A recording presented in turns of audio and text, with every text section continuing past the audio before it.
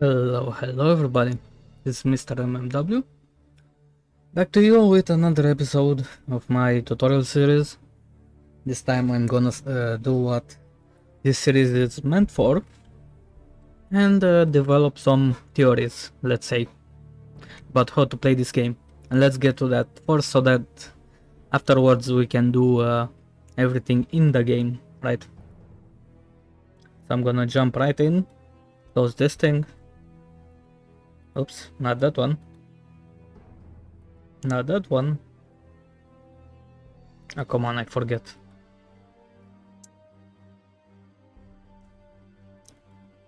This.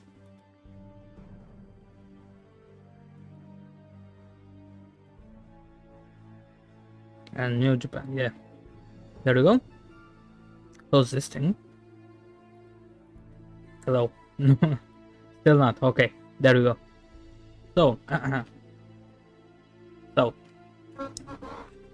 not that much for this episode, but you can see here that I have a thing to remake my subroutes. I am not going to actually accomplish this in a single episode because pretty much I have developed an entire submarine doctrine, and I'm gonna show you at least as best as I can make it. You can develop upon it yourself. So essentially how I've been using these subs in this campaign is pretty much how most people use them, and that's to simply ambush ports and ambush cargo lanes and get the occasional kill. It's not full doctrine, you know, it's not an actual cooperation between the submarines, and you can say this is somewhat unrealistic because obviously in real life they would be communicating with each other when they got the chance, but I figure that there are ways to actually use submarines in a coordinated manner. That is to essentially interdict patches of ocean, if you will. So here you go, if you want to read it yourself, this is how it is. I'm gonna pause. You can pause if you want to read everything. I'm gonna go over it in a bit. There you go.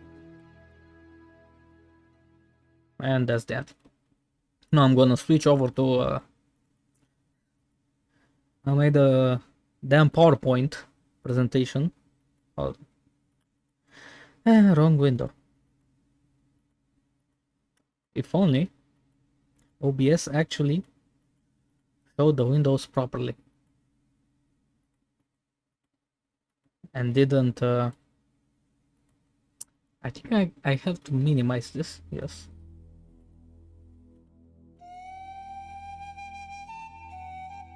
Yeah. Here you go. Here you go, boys. Time for some theorizing. This is the tutorial series after all, and that's what I intend to do. So, what have I developed? First of all, there are three types of operations possible with submarines. There are strategies to interdict a port, strategies to interdict open ocean, and strategies to interdict choke points. As you may have seen, we just read, right? So let's go with them one by one. First, actually, it's I'm an idiot.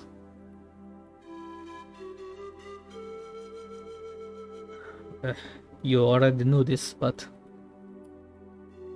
hold on. And of course, OBS is a piece of shit, so it does not allow you to do what you want to do.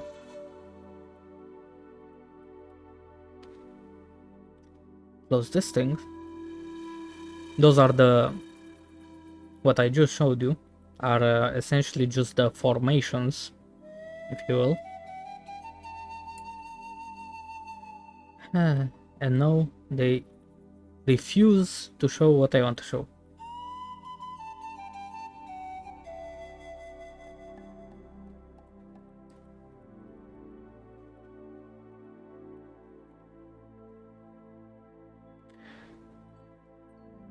There you go. Back with this thing. Okay, so 3 types of operations. So let's start with stress to interdict a port. For example, what I did at Pearl Harbor. You may have seen at the very beginning I made a close blockade, and then because of the ASW and because a bunch of ships ran out in all directions, I fanned out, right, to create a wider blockade. But of course, because you fan out, there are many less chances to actually intercept something. So the good thing about blockading ports, there are limited ways in and out, but there is too much fanning out space for a wide blockade net, and any long range blockade is very ineffective. And you cannot blockade a port when they have, meaning that because this is the case, only a short range blockade is actually viable to completely blockade the port. Therefore, if the enemy has a naval search and ASW, it is completely useless to do this. You have to intercept patches of ocean instead. This is the conclusion. Unless you can make a tight blockade, do not interdict the port. No reason to. Shipping lanes are generally much better to interdict for the simple reason that on the wide open ocean, go do a beeline towards whatever their locations. Generally, they do not zigzag, and they do not do weird maneuvers that they can do with a port. So there you go. That's the strats for interdicting a port. And let's go over this. Strats to interdict choke points. It's essentially just put as many subs in a line outside the choke point, so not in the choke point, which is usually a shallow sea, right? But in a line on either side. And you do this, do a line because every single time a task force passes above a sub, they can get intercepted. And that's the idea, right? Now the most interesting part, strategies to interdict open ocean. And I'm thinking about, how should I say, intensity, let's say. So this is the arrow formation, which I'm gonna show you, is for optimal interdicting density, and it has an interdicting range of 3x3. And a consolidated formation can be made with multiple of these to interdict a wide range. I have also devised 2 tactics to use with this. I call one moths to a flame, because it switches from column formation to a line formation. And then one called Shark's Jaw, which is 2 zigzag formations become 1 line formation. I'm gonna show you this in a bit. So actually I can now switch over the PowerPoint. There you go. So this is the arrow formation. I have tried doing many different formations, but I have tried doing this, for example, essentially reversing this, but it is completely useless. First of all, these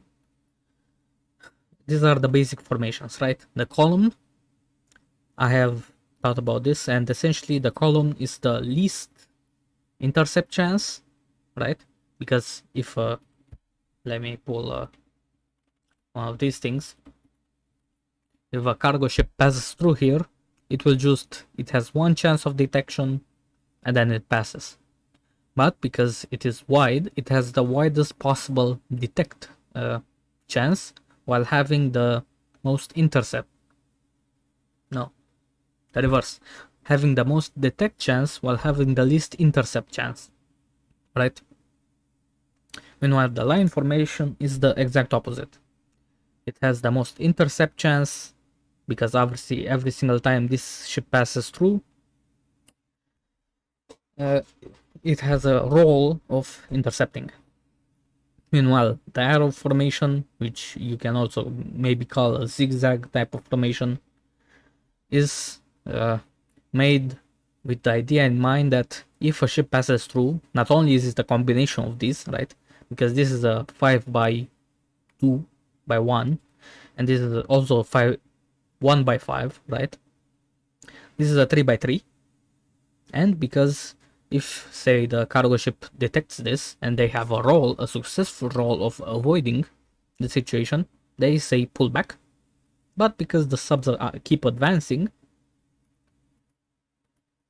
whether they go back or they go to the side, they are still can go get intercepted by these things in the back. And it is not a good idea to do the reverse, this for example, for the very simple reason that if you intercept these guys here, they're just gonna go out of your range. So this is not a good formation. Only one where an actual arrowhead is the best formation. Also a couple minor ones, like just a ball formation, which is all the subs in one hex, or maximum intercept in the hex. The zigzag formation, yeah, that's this one essentially. And it is also simply works very well with hexes, hex grids. This is a very good thing. Now, and this is essentially the basic attack formation: 4 normal subs and 1 command sub. By command sub, I just mean either a sub with radar or a sub with a float lane. And because it and many sub aircraft have a normal range of 3, this is essentially the best formation, so that everybody essentially gets in range of the 3 hexes. Now this is a consolidated formation, and they are just 2 arrows going parallel to each other for maximum intercept. And there's also a double consolidated, which is just 2 of these with and you put a 1 tile gap in between, so that you have full coverage from this, and also so that you don't have things like this, so they can go right back to back. This is just how you widen the net essentially, and this is a full formation. This is the maximum I would properly use,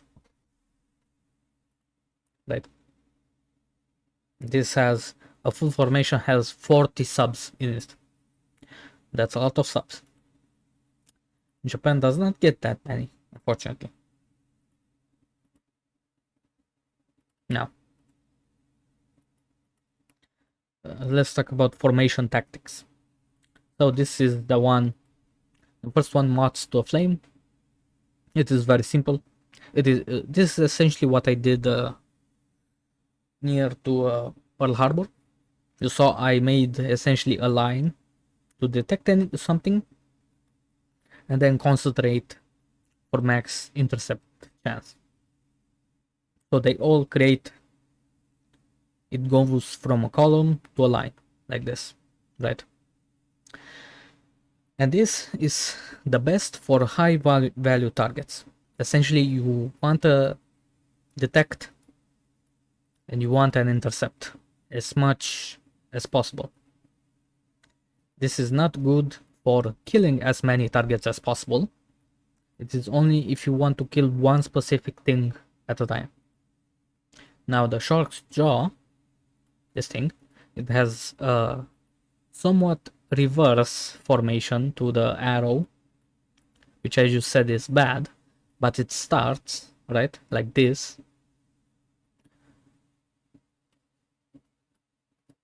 and its use is that it blocks the retreat of a ship. So if it goes like here, it may try to retreat, or you may know, for example, in the from Pearl Harbor, you may want to intercept battleships that are exiting the port.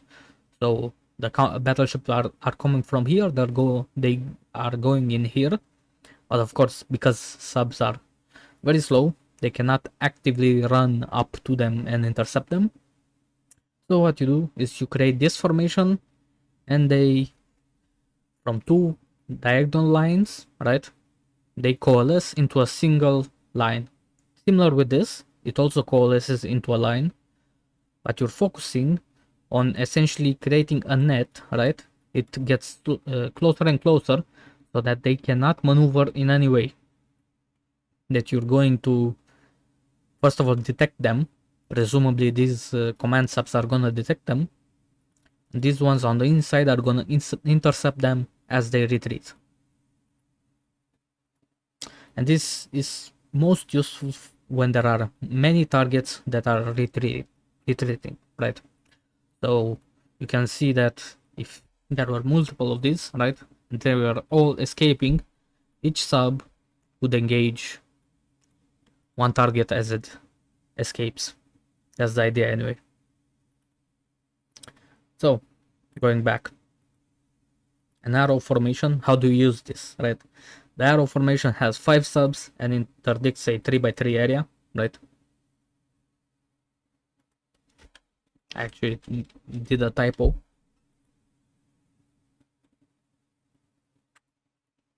A consolidated one has 1, 2, 3, 4, 5, 6. 6x3 area. Actually, I did. I miscalculated it somehow. I wrote 7s instead of 6s. Okay, in my notepad. But anyway. So yeah, a consolidated is a 3x6. A double consolidated is a 6x6. Or wait, no, it's a 7, right? Because it's one tile in the middle. 7x6 area, right? And the full formation is a 6x15 area. This is about as max as it goes. Also, a couple of things. Never run multiple subs in a task force. As far as I know, it does nothing but prevent damage to the subs, and of course subs are an offensive weapon. Do not think for a second that they are a defensive weapon. Do not run night search with planes, because frankly you want the detector in the day, so they have something to engage at night, right? And the ASW defense formation is essentially just I didn't picture it here, but they are essentially just, if you say there is an enemy base here and there is ASW, you just coalesce into a ball, right? Then you funnel through it and disperse. That's the best I could come up with.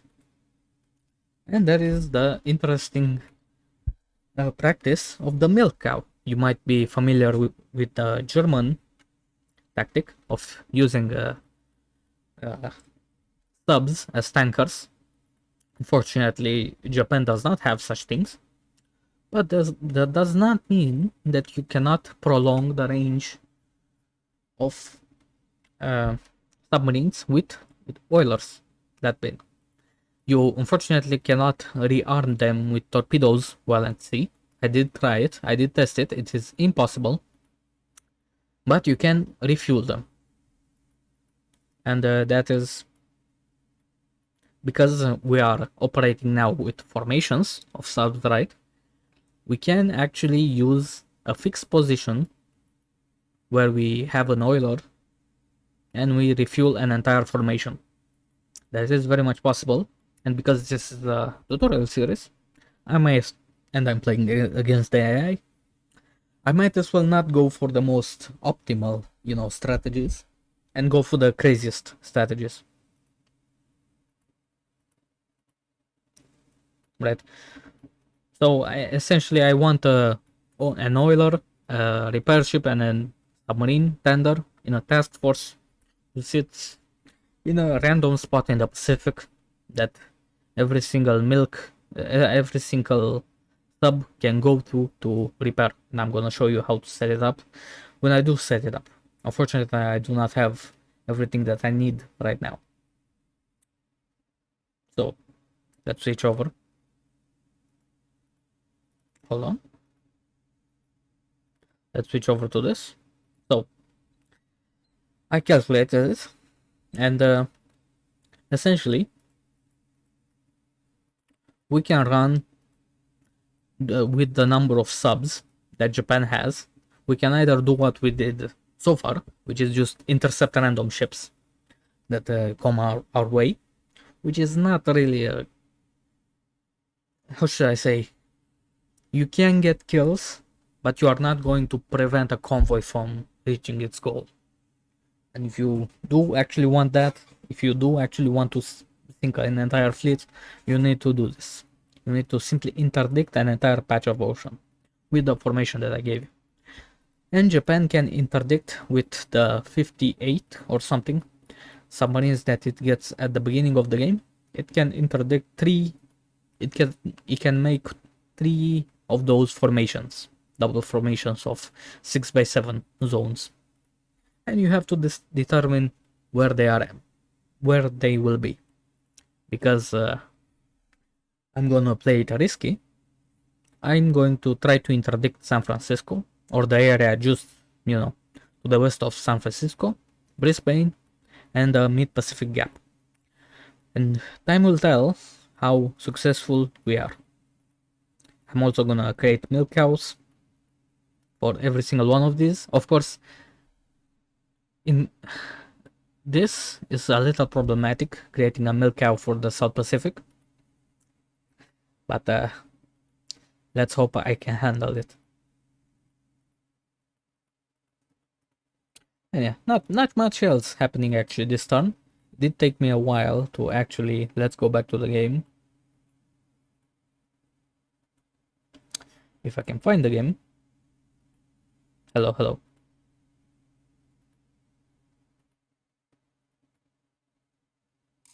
There we go. Find the music. It did take me a while to actually set this turn up, because a lot of things finished this turn, mostly logistical, right? So I don't even remember much of what happened. And you can see, by the way, for example, this is the first arrow formation that I made. And obviously I still have to redistribute a bunch of these command submarines to places where there are not a lot of command submarines, which is here. I also made one here. For example, I still have some subs here, but they did not enough fuel yet. Where are they? Here. Yeah. We do not have pretty much any command subs over here, so it's gonna take some time to reform this. I also made one right here, outside of San Francisco. And these guys are only command subs, so we shall see. Last turn, what happened last turn? I forget. Oh yeah, again another unexplained losses from these guys. How, I do not know. Quite a bit of losses on our part, but we do inflict twice the damage. Yeah. And we lost nothing, okay. We captured Singapore on December 25th. Merry Christmas. With relatively little damage. We're gonna rest for a little bit. And that's pretty much it, honestly. Yeah. Some advances in China. Not much else over here. Well, I think we're ready to turn the turn. I honestly don't even... I did relocate some stuff. Ah yeah, one important thing. I did send... The 2 cruiser task forces have arrived at Rabaul, and I'm sending them to guard Milne Bay and Port Moresby. And I'm also sending the invasion force. All of my naval guards, plus the division, plus a base force. This is how you create an actual invasion fleet, my friends. Also, these guys are in position. Hopefully they will do something. Enough talking. Let's get the turn rolling. And I do hope that even playing against a player, these sub-tactics might be useful. And again, if you can come up with your own tactics or something that I left out, perhaps, feel free to share. We intercept a cargo ship. We put a torpedo in it. Very nice. Oh yeah, I got annoyed by all the planes at Ambon, so I sent some destroyers and an invasion fleet. Not a great invasion fleet, but we shall see. We put one torpedo into the Parrot. That's good.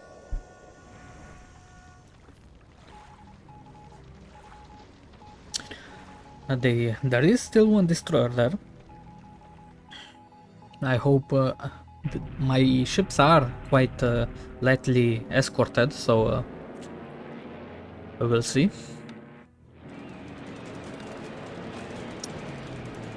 Some strikes. I rebased some stuff in Singapore, and I also sent like 50k supply to Singapore too, and some air forces. Here's a Trump again. Of course our pilots miss, but hello. Our first strike out of a ball. Nice.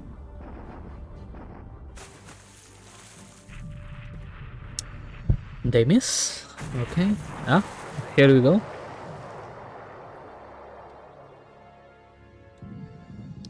Get them, boys. Get them.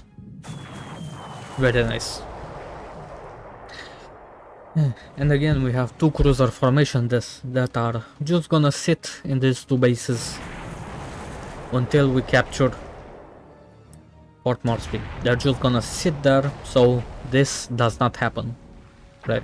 We also obviously have these bombers, so hopefully for at least 1 week this will be enough of a defense for Port Moresby. I do expect quite a bit of push from the allies. Yeah. So 2 ships destroyed. This is definitely a base force. Those are the exact numbers for a base force. Good to take them out, but it does tell me that they do really want to reinforce these positions. Our zeros sweep again, but they find nothing. In China we nearly enveloped Loyang. That is nice.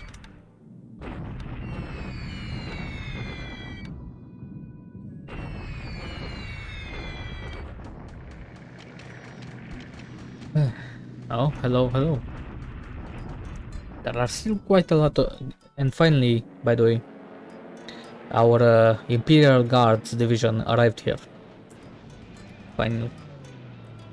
Here are our Tojos. They do still have a good number of aircraft here, which is worrying.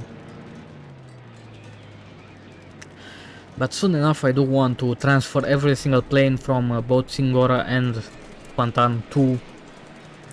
First to Singapore and then to Chiang Mai and Bangkok. Yeah, hopefully we'll get in time to level... Oh, wow. Hopefully we'll get there in time to level Rangoon into the ground.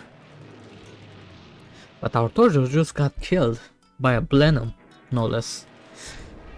I have never actually looked at this fighter bombers version of the Blenheim. Presumably they're very slow, but they probably are pretty armored for a fighter anyway. Okay, at least our bombers make it through. One Tojo destroyed. That's not nice. Mediocre results. And we did make it into both these hexes. We will see what we find. I do want to get these guys out of here and marching toward Changsha, but they are very busy. There are lots of forces in their way. And here we come in unopposed and destroy a bunch of planes on the ground. There must not be many planes left, I would imagine.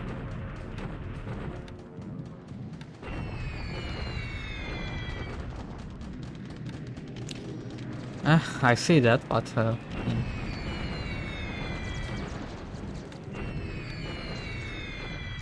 here are these very annoying guys. Oh yeah, and I did send some of our battleships. The others are still repairing, but I did send them to Singapore through the Malaya. I don't know, what is this sea called? I don't know, the Indonesian Sea, let's call it.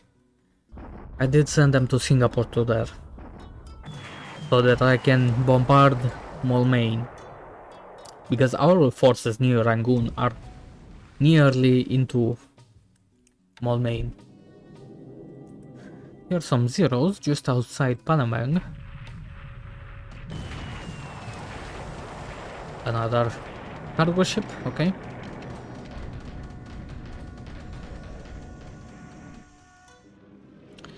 Some more.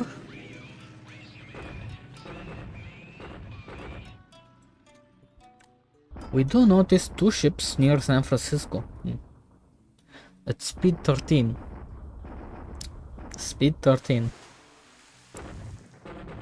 They may be tankers at speed 13. I'm not sure.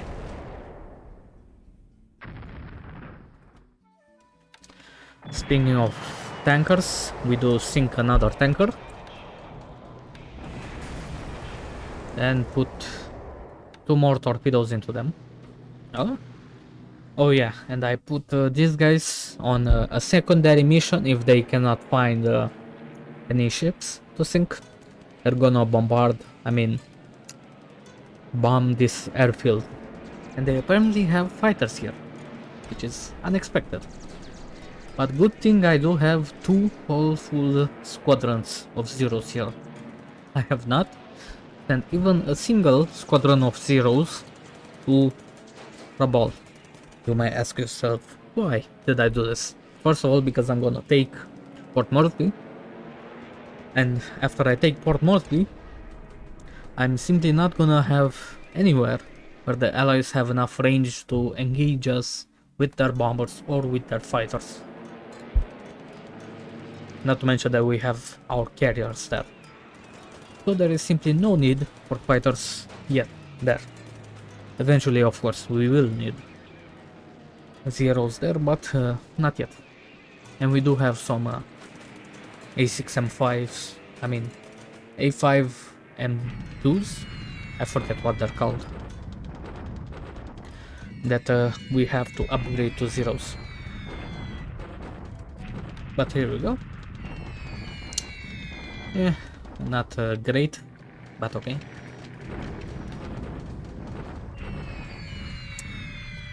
These guys are still just sitting there, menacingly. Okay.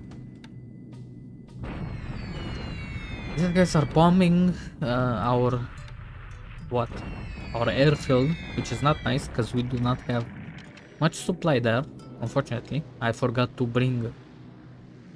Yeah, I forgot to bring enough supply apparently, and we miss. Of course we do.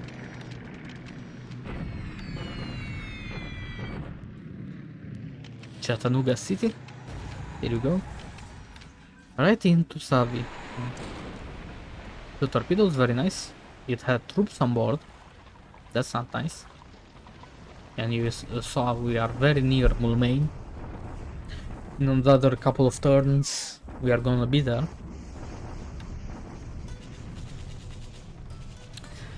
And they retreat in the wrong direction, of course. Over here. We fail somehow.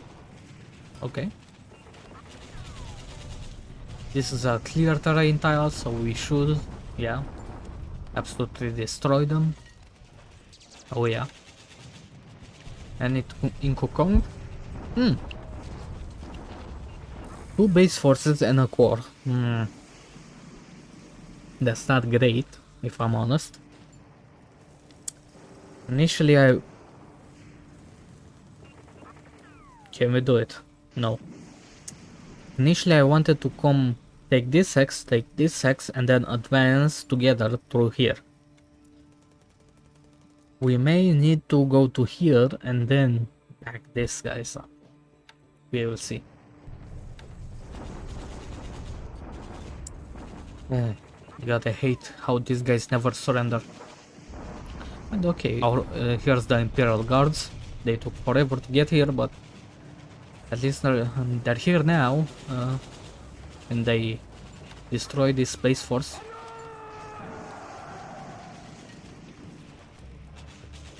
Hmm, 5 Blenheims. Okay.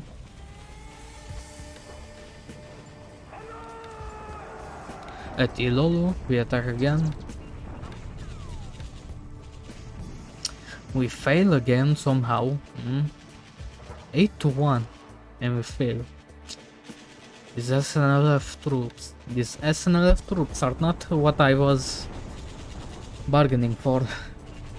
Okay.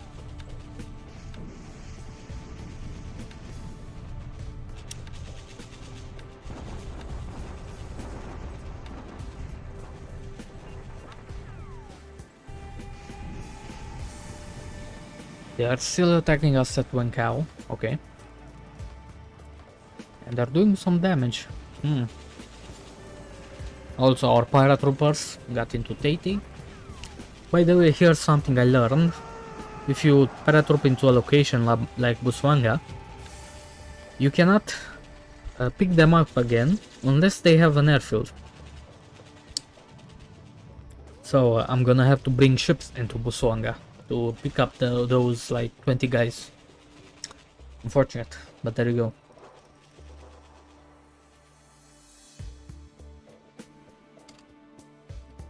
Okay. Into next turn.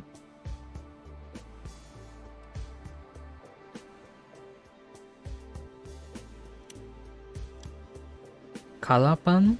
I have no idea where that base is. Okay. During the night. Here's another sub. Very nice. Another AP. It is very good to detect these guys from range so that our aircraft know what's coming. Assuming they can communicate. Here are 2 subs. Okay. Yes, and I did send these guys who went towards Malaya, towards Batavia. I sent them back towards here just to sweep Malacca, because I did see there was some stuff into Malacca. And very nice, 1 torpedo. And she sinks immediately. Very nice. Come on. Very nice. I did saw that there were many ships there, somehow.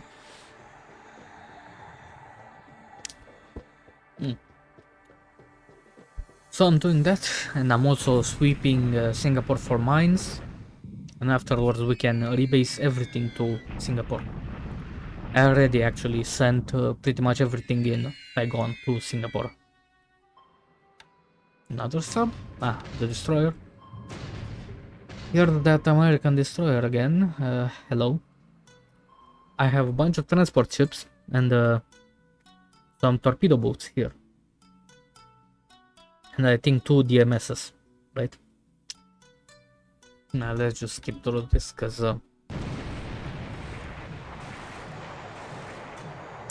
nobody hits anybody, but we do retreat for some reason. Okay. I guess better than getting sunk. And well, at least they tried.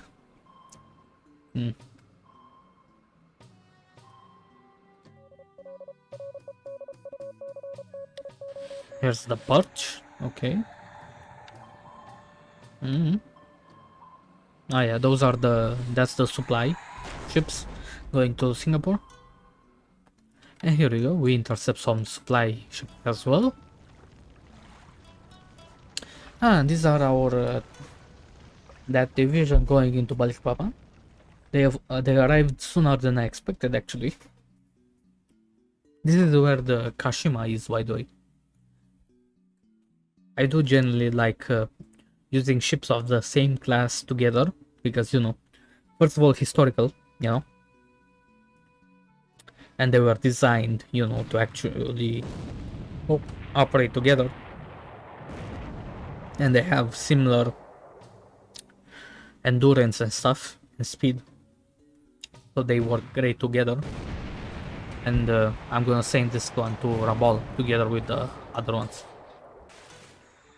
These destroyers were these light cruisers were initially meant for training purposes. They weren't actually really meant for combat. Also for training officers. So yeah, that's why they are kind of shitty. But they do have...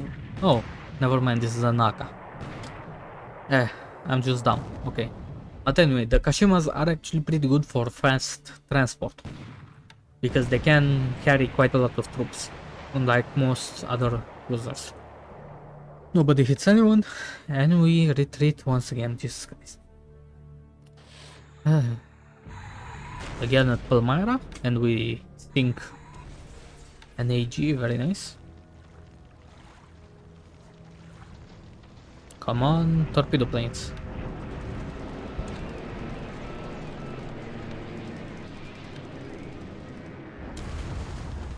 How in God's name are we not...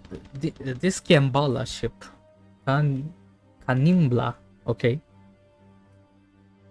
I'm pretty sure this is meant to be Kambala. They just mistyped it, okay. But yeah.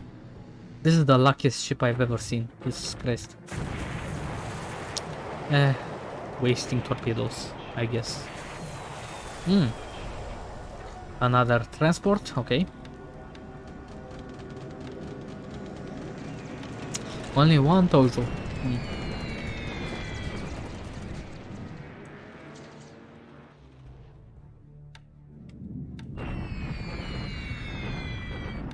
Okay, that's better. And we bomb Malacca again with a ton of bombers. This is nice. There cannot be many left right about now. Oh yeah. And the airfield is completely busted, so even if they wanted, they can take off. I do wonder, can they rebase while... I don't know if planes can rebase while the airfield is busted. I wonder about that.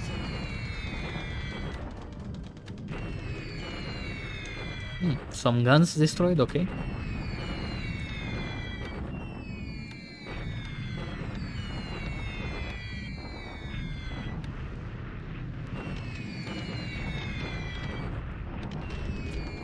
These bastards. God, I want to take Ambon out so much. Jesus. I can't wait to actually get... I can't wait to get my bombers into position to actually bomb Batavia and such. Because by God, these guys are a pain in my ass. Here's another cargo ship. Very nice. Taking our revenge.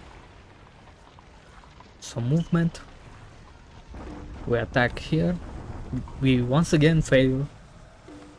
Yeah, I think we have bad leaders here. They're even out of supply. Ooh. Yeah, we simply don't have the force. Yeah, we're gonna have to reinforce that position. Unfortunate, but what can you do? Please take them out. Jesus Christ. Okay. I guess they don't want to. Ah, this is the base. Yeah. I need to remember to actually send these guys back. Okay. Those guys I think will stay as garrisons, if I'm not wrong. Oh yeah, and we crossed from here to here. These guys are gonna go into Kuala Lumpur. Very nice. Also, these guys were slower than these guys, right? So they're just now making their way. And yeah, we do have enough AV there. They do have a good number of troops into Malacca. Of course, their problem is that it's flat terrain, so I can bomb them to hell, and which is also why I did not. I knew how much AV they would still have in Malaya, so I did not want to let them have Temudo to have a base to retreat to. It is much better to rush both Temudo and Singapore and then fight it out over Malacca, which will be much easier on our troops, not to mention logistically. Oh yeah, and we captured Amoy back, okay.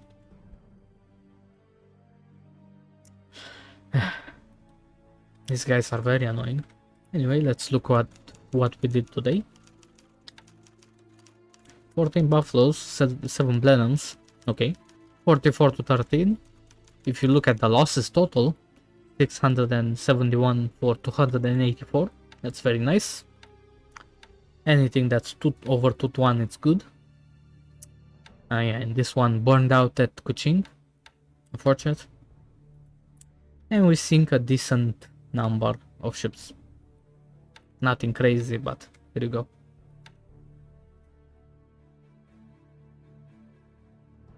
And I think, let's take a look.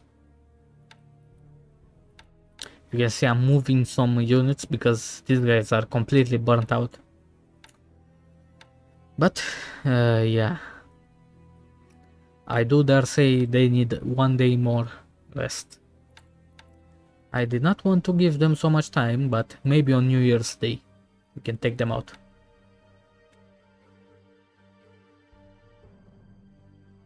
What else can I show? Yeah, not much else, honestly. Everything is getting into position. Oh, our guys didn't actually make it. Take a look at this. So because they had a react of 3, when they were here, they detected these guys, which are spotted by the sub, so they went towards them. But because they missed, they literally went through the gap between task forces. So they missed actually going into Port Moresby. Yeah, these guys are here too. And there's nothing in the task force, in the hex, because obviously they would have engaged it. Alright, let's save. And this will be it for this episode. Thank you very much for watching. If you perhaps want me to talk about something different or whatever, I will do so next time. Thank you for watching. See you.